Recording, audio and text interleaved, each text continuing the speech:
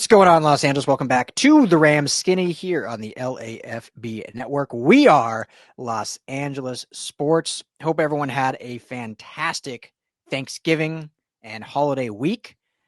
We were on a little bit of, not a hiatus. We did our recap of the Eagles loss, and then we're going to try to do a preview of the Saints game, and then just with the holidays, it didn't happen, but we're back with you now. So thanks for tuning in to the Rams Skinny. We always appreciate you making us a part of your day. Rams get the win over the Saints. It was not pretty, did not look good, was reminiscent of their win over the Raiders, but hey, it wins a win. They get back to 6-6. The season is very much still alive. 21-14 was the final there. But first and foremost, Skinny T, looking good as always. How's the Thanksgiving, my friend? Oh man, it was great. More of a Friendsgiving than, as they call it, than with family, but, some good food, some good drinks, a fire pit, some board games, the impromptu dance party in the kitchen. Wow. It was a good time. Look at you. How about yours? Good. Yeah, it was great. As you know, and everyone that watched our last show, was out in Colorado visiting my side of the family for first time on Thanksgiving since I've been married and with my daughter. So that was fun to get back out. We always go out for Christmas, but never Thanksgiving because they're so close together. So, but it was fun to be out there for Thanksgiving. Got some snow, nice early Christmas or Thanksgiving snow, which was great. I was laughing because I flew back to LA on Friday. When we left Friday morning from my parents' house in Denver, it was 19 degrees. We land on Friday. It's beautiful. Saturday was the USC Notre Dame game that I went to. It was a 12:30 kickoff. It was 81 degrees at kickoff for that game. So from 19 snowy weather to 81 SoCal weather, I'm like, that's like the catalyst of what Southern California is all about right there. Absolutely. What a fun game that was as well. I mean, for me, I'm a Notre Dame fan, so yeah, I know. For your Domers, yeah, it was a really good game. It was an unfortunate ending, obviously, and the score looked worse than what it was. I mean, it was a one-score game for almost the entirety of it, but yeah, it was a fun game. So it was a bummer ending for the Trojans, but we got into all that anyway on our USC show. So if you're a USC fan, make sure to check out our USC LAFB YouTube channel, or you can find all of our USC coverage on LAFBnetwork.com. But this is the Rams Skinny. We're talking all thing Rams, 6-6 Rams. I would stay away from betting the Rams the rest of the season, but if you do want to bet on them or any team, you can do it all at betonline.ag. Head to betonline.ag today. Got all the best money lines, spreads, every sport you can think of, every non-sport you can think of. I mean, they do the hot dog eating contest in July on there, so you can bet on just about anything on betonline.ag. Tell them the guys at the Rams Skinny sent you. So 21-14, a very, I would say, uninspiring win, but a win is a win. This team needed it desperately. They do take care of business, right? Like that's the thing about, like, I do not think this Rams team right now is a great team. I'm not even sure if they're really a good team, but I do want to put that in that good echelon because the good teams take care of business when they're supposed to. And they did take care of a business against, not a very good Saints team. So, I mean, that's when you lose to these type of teams, that's where you say, like, okay, that's a bad football team. That's just from the top down. That's bad. They've at least handled the bad teams. It hasn't been pretty in all of them, but they've taken care of it and got the win. But can they do it against better teams? That's a different conversation. We've talked about it a bunch. But for you, Skinny T, what was your biggest takeaway, I guess, from this game down in the Big Easy? Yeah, well, if we had done a preview show, I was going to mention Alvin Kamara as a player to watch out for against this team. Yep. And in the first quarter, or in the first half, he was really churning, really moving that ball around. He had a couple of drops, but other than that, he was really challenging that Rams defense, which is something we've harped on since early on in the season. This their ability to stop the run against good running backs. Luckily, Clint Kubiak is running that offense, and the Kubiak offense has a lot to do with the McVay and Shanahan tree. And just like Shanahan, he stopped running the ball. Luckily for the Rams, because if he had kind of kept that momentum instead of trying to get the big strikes, this story could have been a bit different. I think. They had the defense against the ropes there for a little while, but they changed that game plan up, fortunately for the Rams. The second one is this offense still hasn't put a complete game together except against the maybe the Minnesota Vikings. And we've looked at different things and blamed different people for the problems here. And I'm starting to wonder if it's Matthew Stafford and his age that is finally kind of catching up to him at 36, nearly 37 years old. You look at some of the metrics. His completion percentage is still 66%, which is nice. It's in line with what he's been as is in his time with the Rams. But you dig a little bit deeper into that, and you look at his completion percentage when he's targeting deep down the field, and that's where he's starting to break down a bit. He's not completing those passes, those big deep bombs, and it's kind of one of the things that has been most frustrating watching this Rams team is that they're not that explosive offense that they once were. Mm-hmm. So, whether that's been the kinds of receivers that they have currently or receivers that they don't have. But that's, he's not moving around a lot in the pocket. He's got 2 scrambles on the year, one in this game in which he got hurt. He has a lateral ankle sprain that isn't going to limit him in practice and probably not against the Bills, but you don't want any less mobility from this guy at this point. So yeah. What are your thoughts? Yeah, it's, again, I hate coming out here and sounding seemingly negative. But and I'll just say that to that point is like, if you can come out and be super positive about specifically this offense and where it is right now. Yeah. I mean, we're not being negative. I'm trying to, come up with a prescription of why it's looked so bad. And, this is just my newest theory. Well, it's a good point because I think as great as Stafford has been and still has potential to be, at some point there has to be some, whether you call it criticism or questions or whatever it is around his performance, because this has seemingly been not a great year. And at the beginning, it was easy to blame the injuries, right? Like, okay, the offensive line is banged up, receiving, he's missing his top 2 receivers, and whatnot. So, I mean, that was easy and that was fair. I mean, that was absolutely true. I mean, he's not a running quarterback and they're missing 3 starters on the offensive line. They're both their Pro Bowl receivers in Kupp and Nakua. So you get that. But now, I mean, they're the healthiest they've been all season. Everyone's back except, a handful of guys here and there. But overall, they are healthier than they were even in training camp because they had injuries in training camp. So this is the healthiest they've been.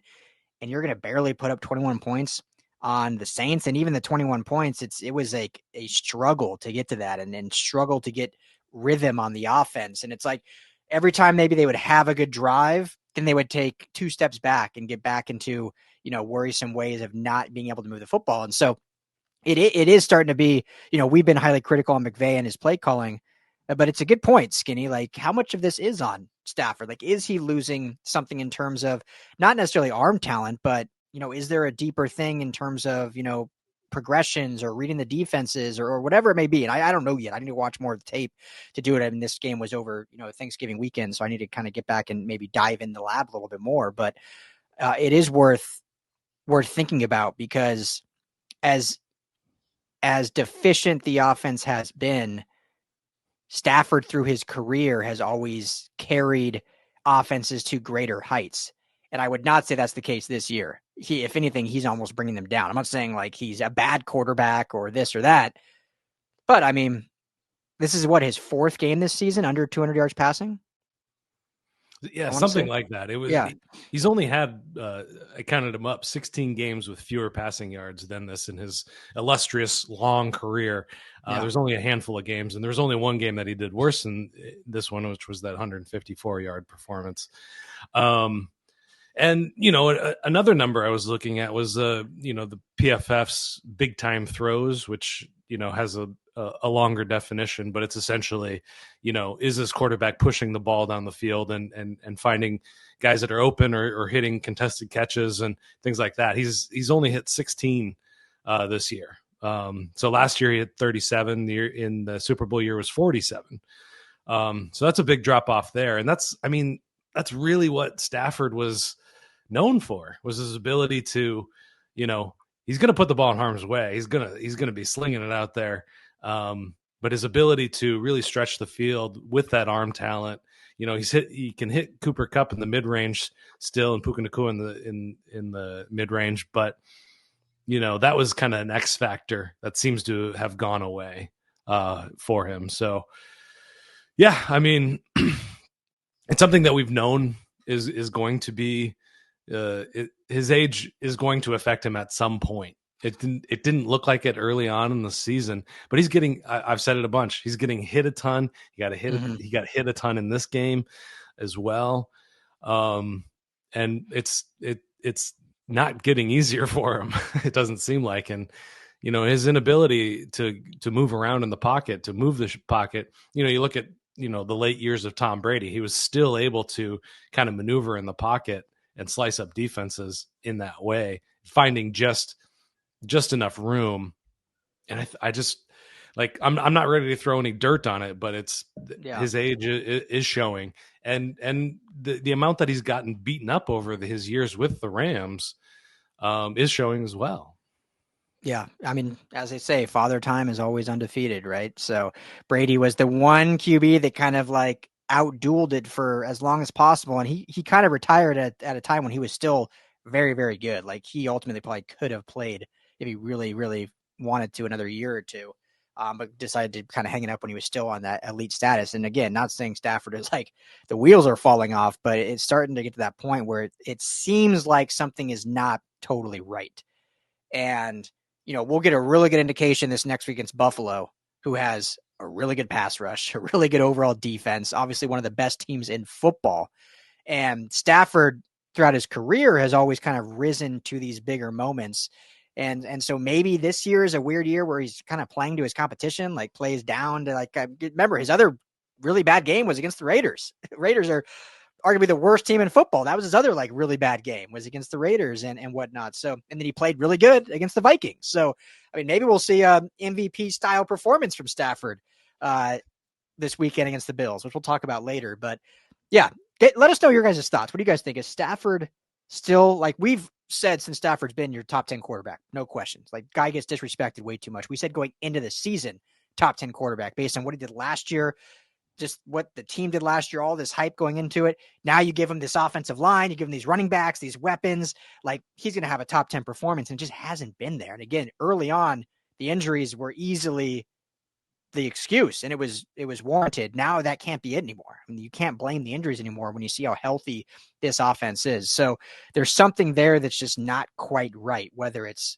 schematically, play calling, or just the age, as you mentioned, just, as simple as that, the age catching up. Now, on a positive side on the offense, they did finally, McVay and the offense did start committing to the run more in the second half. Now, this was a kind of a weird game. The Rams, I don't know what their average total plays per game is, but just for context, against Minnesota, they ran about 66 plays and only ran 45 or 55, in this one. So, I mean, 11 plays, not a huge difference, but you figure that's most likely two full possessions in that realm. Or 3 if you're going 3 and out, or 4 if you're going 3 and out. And so a little bit less possessions, so a little more efficient overall, but it was good to see, Kyren Williams have another really efficient game with his 104 yards on 15 carries, 6.9 yards per average. Blake Corum, 8 carries for 42 yards, a 5.2 average, finally getting Blake Corum some run. So it's good to see them finally kind of giving into that. Still, that's only 23 total carries between the two of them. Me and you 25 plus, 30 plus, but now we're nitpicking. They did commit to it in the second half and got it rolling. And just to toss it back over the defense, it's fascinating to me, Skinny. Fascinating how these smart ass coaches just won't do simple things. I totally agree. The fact that Clint Kubiak did not say, we are going to run Alvin Kamara into the ground this game because the Rams cannot stop. The Rams could not stop Alvin Kamara in that first half. They just couldn't. I mean, he was doing whatever he wanted, and he still finished the game with 112 yards and a 4.9 yard average. They ran him 23 times. It's not like they didn't run him at all, but they went away from it. And this is a 7-point final. It was a close game the whole game, and Derek Carr threw the ball 37 times. I mean, you could argue that's why they lost, is because Derek Carr threw the ball 37 times. Not because the Rams beat him, but because Derek Carr threw the ball 37 times. Derek Carr over his career, I think, in my opinion, gets a little more hate than he probably should, but he is an efficient quarterback. It's all about short and intermediate, efficient, easy throws. Like when you see him humming, he's going 21 of 25, 18 of 21 with all these short passes, just getting the ball quick. And they were trying to sling it all over with him, throwing it 37 times. I mean, it's not who he is. It's like us, we keep saying Colby Parkinson is not Travis Kelce. Like, you can't make him that. That's not who he is. Yeah, like 100%. So thank you, Clint Kubiak, for doing that, because it got the Rams back to 500.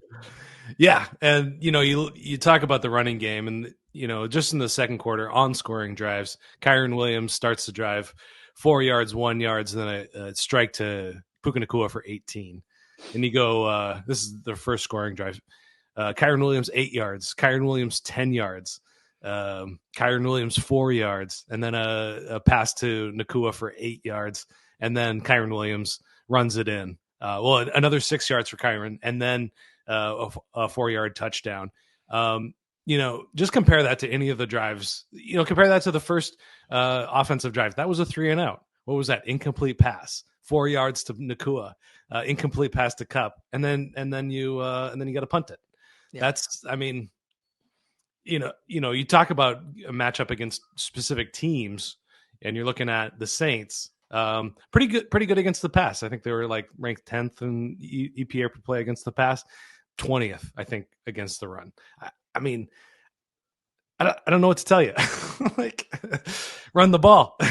I'm not a established to run kind of guy, but Kyren Williams is a dude that can make defenses pay, and he did when he was given the ball.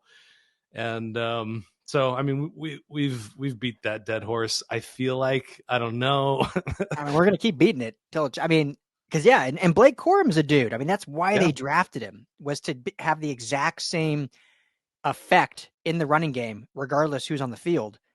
And they did, to their credit, use him. I mean, 8 rushes. That's all we've been asking for, right? We've been saying like 5 to 8 rushes. Like, give him 5 to 8 carries. We're not saying give him 20. 5 to 8 carries to spell Kyren. But like, the fact they haven't used him all year is basically like telling Jared Verse, you're not going to rush the quarterback. We're going to put you in coverage. Like, right. Like, why? You drafted him for this reason. Like, I don't care if it's a 3rd round pick, 5th round pick, 7th round pick, 1st round pick, unless he is egregiously not good enough to be on the field, which we have speculated throughout the beginning of the year. It had to do with pass protection. He just wasn't quite up to speed on pass protection, which is obviously very important in this offense. But just to run the ball, I think it's clear that he's never like been bad at running when he's given the opportunity. Like, I think his yearly average is over 5 yards a carry for the minimal carries he's had. So interesting. I only heard this on a podcast. It's the NFL Daily with Greg Rosenthal, who I was highly respected and I dig as a podcast host as well. But he's in LA. They record at the NFL offices right across the street from SoFi. So he's and Jordan Rodriguez, the great athletic Rams beat writer, also is on that show as well. So he gets some inside information. Apparently, there was some talk, some spirited talk in the locker room about getting more touches for Kyren Williams in the second half. So I haven't heard that or seen that anywhere else. But Greg Rosenthal is he's a fairly well respected guy in the NFL community. So maybe McVay is being pushed back against for this. So let's hope that's something he's listening to now. There you go. I'm drawing a blank on what his name is right now. There's an actor that I always think Greg Rosenthal looks just like. He just had a show on Netflix that just came out. It was great. One of my buddies was that randomly had a cameo in it. It's gonna drive me crazy what his name is. It was with I can't even think of her name now. Who's the girl from Forgetting Sarah Marshall? The main girl, not Mila Kunis, but I'll look it up when you're talking next. Yeah. There's an actor that everyone knows. You know for sure who he is. I'm just trying to blank on his name, but whenever I see Greg Rosenthal, I think he looks just like that actor. But yeah, I mean, it makes perfect sense, right? Give Kyren Williams the ball. Give him the rock. Quickly, congratulations are in order. Cooper Kupp, 100th career game New NFL record, most receptions in 100 games with 625 receptions. Passes Keenan Allen, who is 624, Antonio Brown, 622, Julio Jones, 614. So elite company for Cooper Kupp. And I want to ask you this about Cooper Kupp real quick, and then we got to talk about a free agent that was just added, and we'll probably wrap up with that, and then get ready to preview this big Bills matchup. And maybe we'll get someone from the Bills to come on. Maybe we need we haven't had our guest on in a little while, so we might need someone from Bills Mafia to come and help us break that game down. But in your opinion, with the elite play of Cooper Kupp, even though it's been kind of a short window that he's been elite just because of injuries and whatever. He's been very good, I think, over his whole career, but it's not like he's had a 10-year elite career. It's probably been like 4 years, 5, 6 years of really, really good play. Is he a first ballot Hall of Famer to you? I mean, it's the Hall of Fame. It's not the Hall of Very Good. It's not even the Hall of Great. Yeah. I think, man, I would love it. I would love to put him in their first ballot. He's had one elite season. Yeah. I got to put on my not just Rams analyst hat and say, we were talking about this at the Super Bowl with Marshawn Lynch. I think it's his first year of eligibility, and I said no for him too.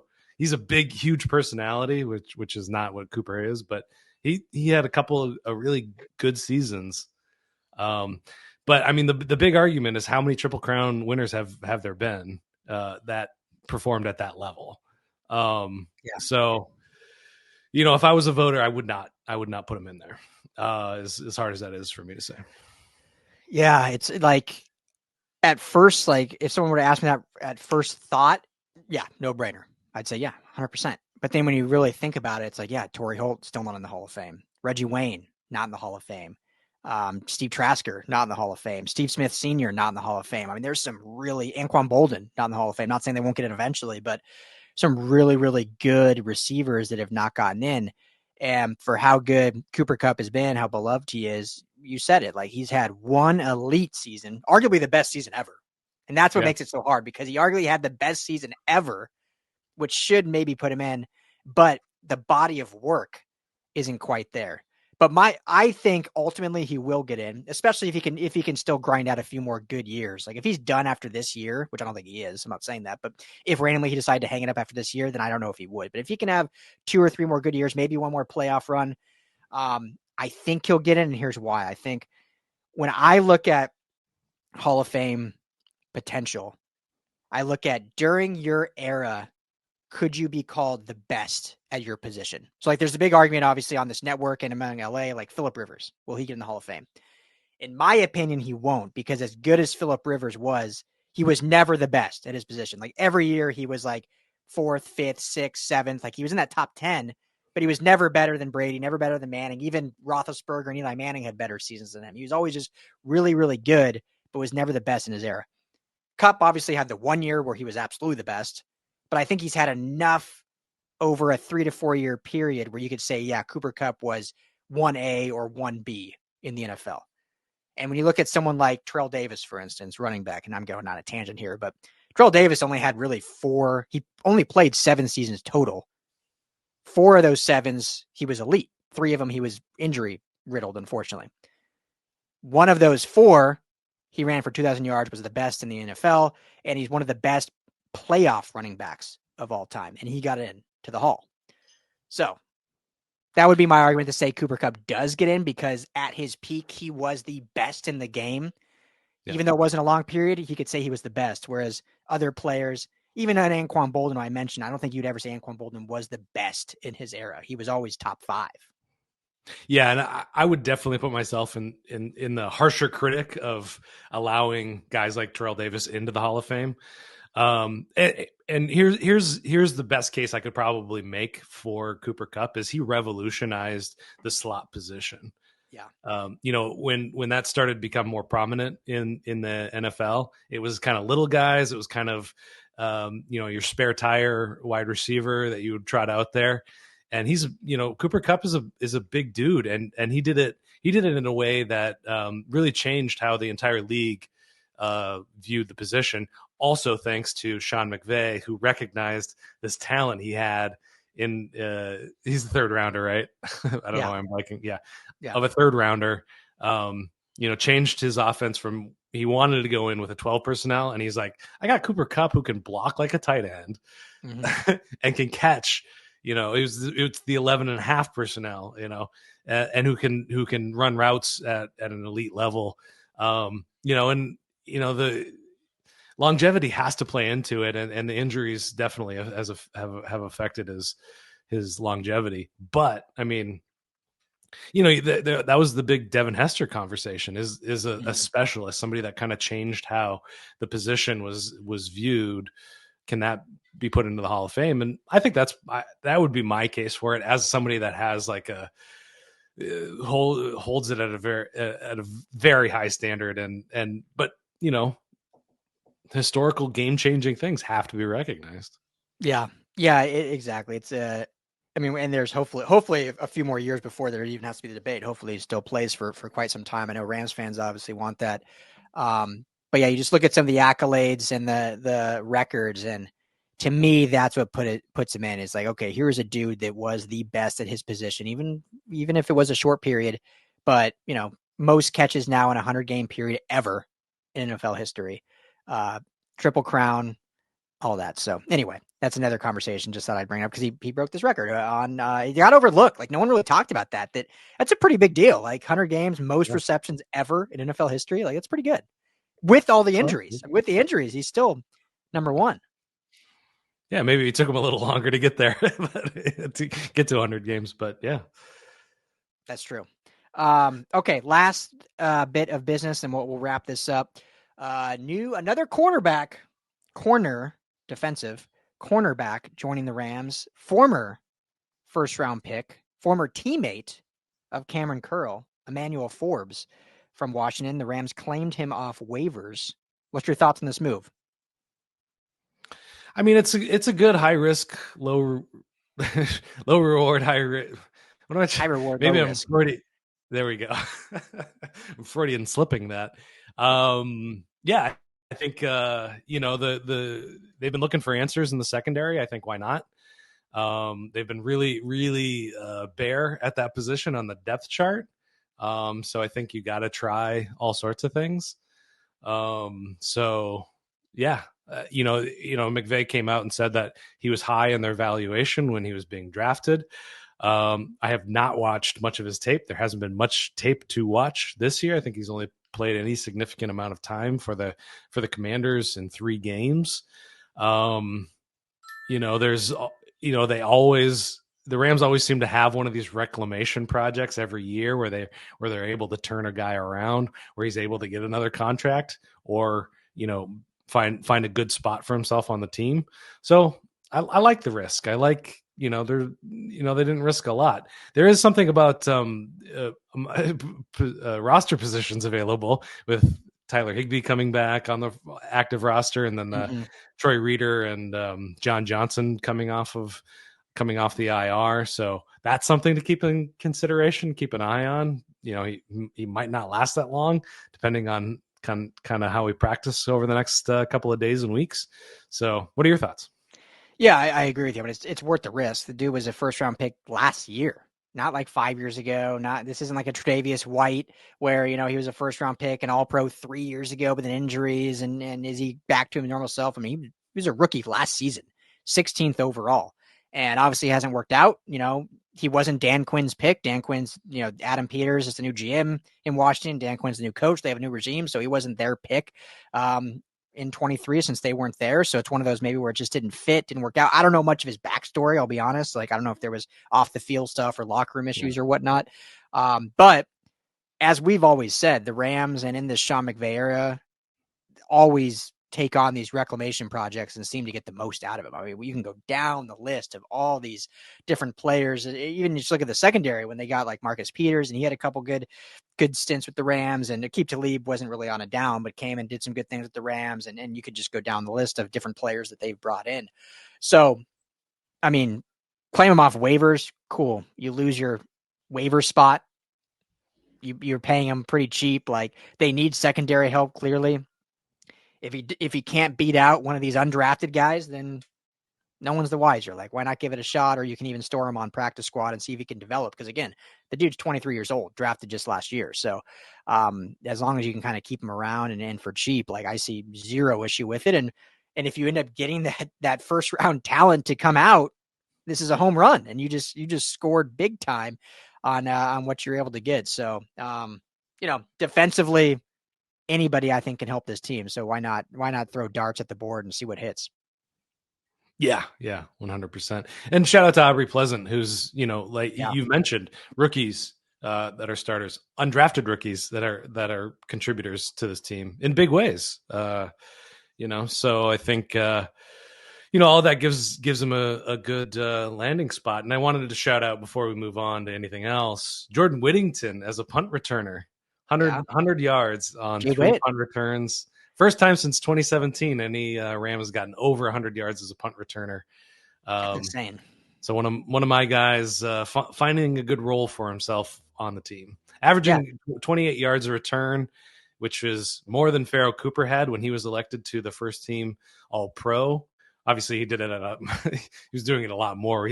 Whittington has six returns so far, but it's almost 11 yards better than Austin Trammell, who was returning kicks last year. So now it was not punt returner, kick returner. Sorry. Yeah. I mean, the Rams haven't had like a solid return man since Pharaoh Cooper, back when that was like right when they moved to LA, and even he was cut. He was cut the second season. I know. They just don't care. There's definitely positions the Rams just do not care about. Linebackers, one of them, returners, one of them, but they can flip games. I mean, if you put some emphasis on them or find someone that can fill that role. And I think I get to some extent, like, the Rams have built rosters to where, and we've talked about this with like Tutu Atwell, right? Like, you have to be able to provide value at maybe more. If you're a depth guy, like, there has to be value there more than just doing one thing. Like, you need to be a jack of all trades kind of thing. And so if Whittington, who we've seen be a good receiver early on in his career before he got hurt, and he can be the return guy, he all of a sudden provides great value to this team. And he's got more size, and hopefully he can stay healthy in that role. So hopefully they have found the return guy of the future. That'd be great. You wrote a great article on it just today. You can see that at LAPnetwork.com. So there you go. Anything else to add before we wrap this up? They still have a shot to be the 3 seed. They're the 10 seed right now. They could end up, depending on what happens, one game back from leading the NFC West. It's still, Cardinals. The 49ers have fallen completely apart. Yeah, their season, I think, is done, especially with the injuries. I mean, as much as we don't talk about the Niners, and I know the Rams fans hate Niners, I've always loved Christian McCaffrey, and I hate that he cannot stay healthy. He went to high school down the street from me in Colorado, and he's so good. And I know it's good for the Rams. No one hopefully ever roots for injuries, but it kills me that guy can't stay healthy. But yeah, the Niners as a team, their season, I think, is done. Yeah, 100%. But those two other divisional opponents, they're just as weird as the Rams. They're and the Rams play them back-to-back weeks to finish the season. That's the season. Exactly. I keep looking at the schedule, just being like, how do you, I could, lose to the Bills, beat the Niners, beat the Jets. It's still coming down to those 2 games. So if they can get this one against the Bills, wow. I mean, if they can somehow shock the Bills this weekend, which again we'll talk about in a few days, then I think they will be maybe the division winner, because I think they could at least split the end, and this is the big one. But let's just say they lose to the Bills 6-7. You beat the Niners and Jets, which, if you want to be a playoff team, you have to win those games. So then you move to, that would put them at 8-7, and then you split the final 2, 9-8. That could win the division. Mm-hmm. Yeah. and you end up getting an advantageous seeding, because you are a division winner. You're going to be the 3 or the 4 seed, likely, and so you're going to be playing and advantageous. It looks like you're playing the Commanders, or you're playing the Vikings, or the Packers.